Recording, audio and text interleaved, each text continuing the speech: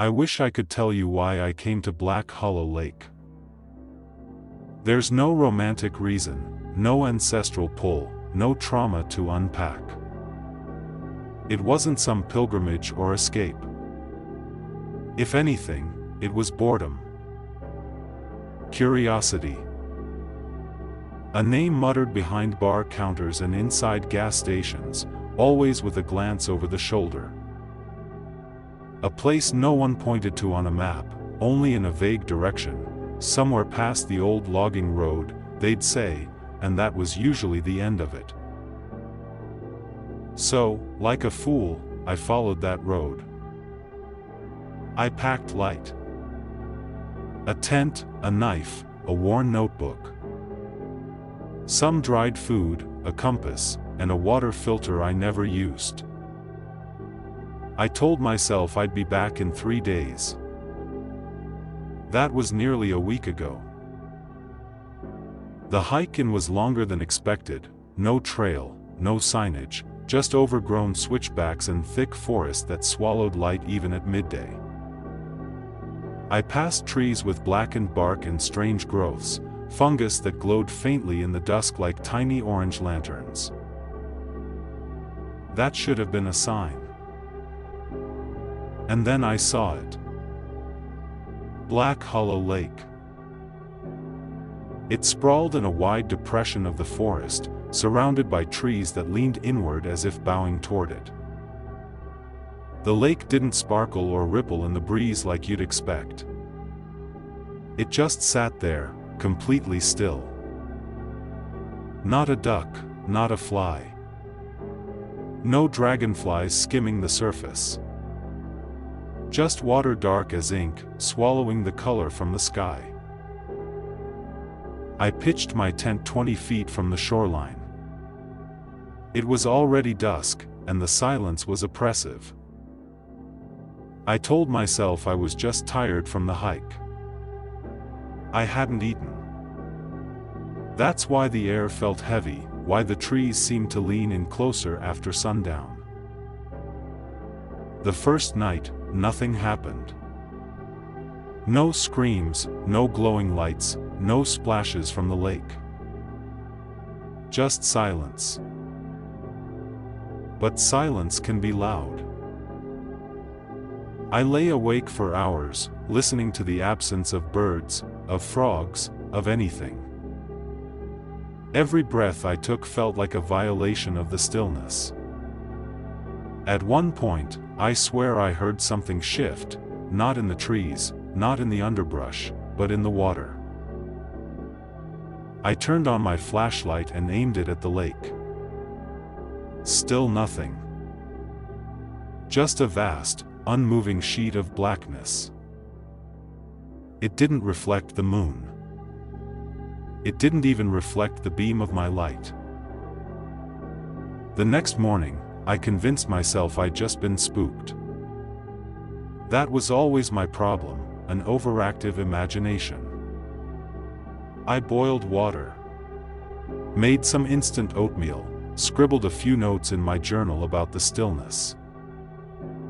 I told myself I'd stay one more night. Just to prove how stupid this all was. That day I wandered around the perimeter. The trees became denser on the far side. At one point I stepped into a patch of mud that sucked my boot clean off. When I reached in to grab it, the mud felt warm. Almost too warm. Like bath water, but thicker. And the longer I held my hand there, the more it felt like something underneath was pulsing faintly, like a heartbeat. I yanked my hand out. My fingers were numb. Not cold, numb. The sensation lingered even after I wiped them dry. That night, I dreamed of drowning. Not in the panicked way you'd expect.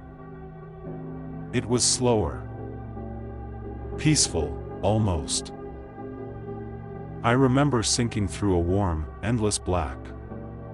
My limbs slack, lungs full, eyes open. Something waited beneath me, not a creature exactly, but a presence. And it watched me drift down with something like approval. I woke up gasping. The air inside the tent felt humid, almost swampy.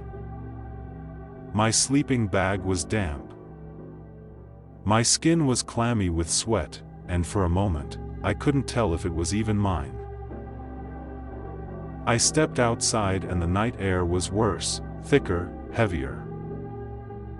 Like I had to push it aside just to move. The lake hadn't changed. Still black. Still silent. Still watching. The third day, I noticed the ripples. Not from wind, because there was none. And not from fish, there weren't any. The ripples would start near the center of the lake, just small circular rings. They'd travel outward in a perfect pattern, and then just stop. They didn't reach the shore. They didn't fade. They just vanished mid-surface, like something had interrupted them. I remember staring at one, watching it pulse outward, waiting for the next. It never came. The longer I stayed near the lake, the more I noticed how it changed things. Not overtly, but subtly. The trees began to sag. My food tasted metallic. Even my thoughts were heavier, like they trudged through mud before forming. I started hearing things. Not voices.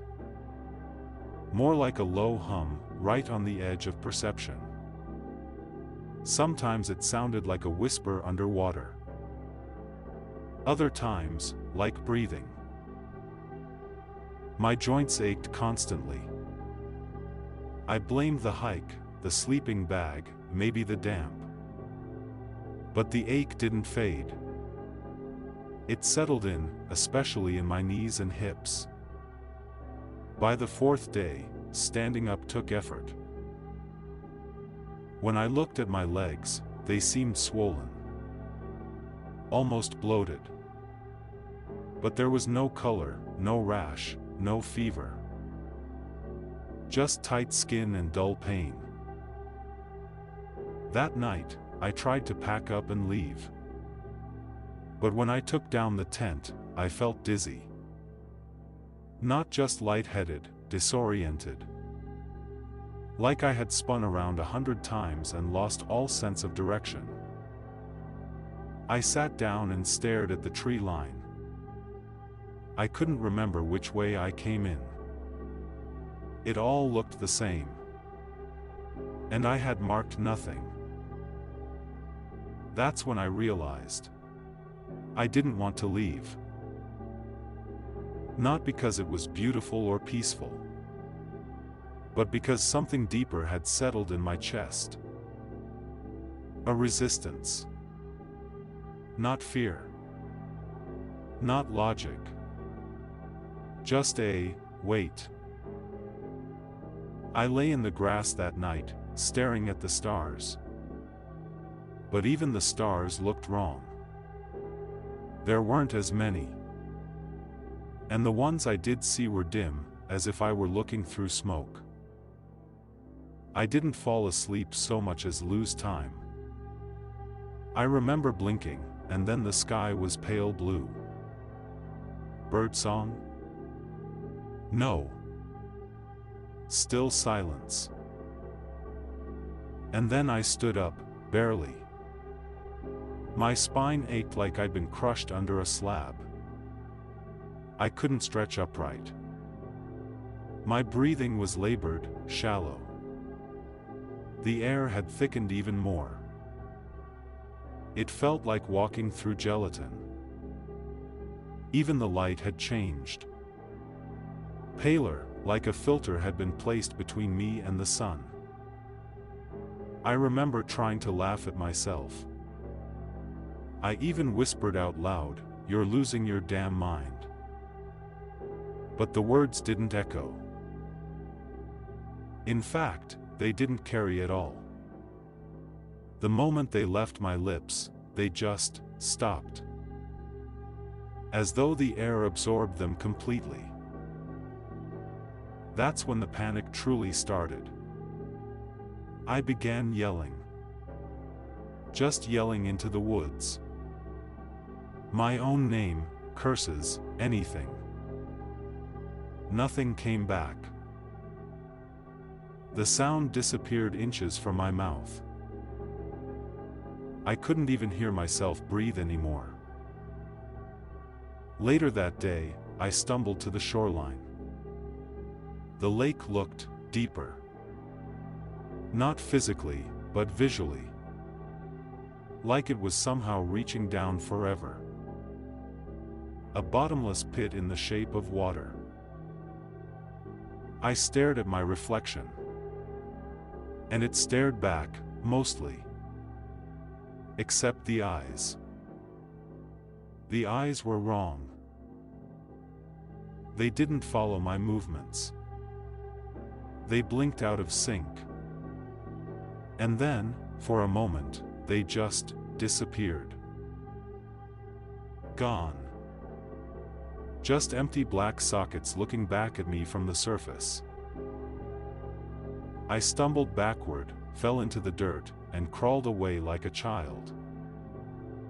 My heartbeat didn't race, it slowed. Slower than it should have.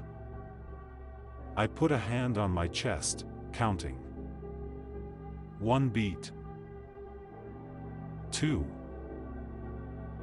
Nothing. Then 1 again. I should have been terrified. I should have run. But I just sat there. Because somewhere deep inside, I knew. I didn't have much longer.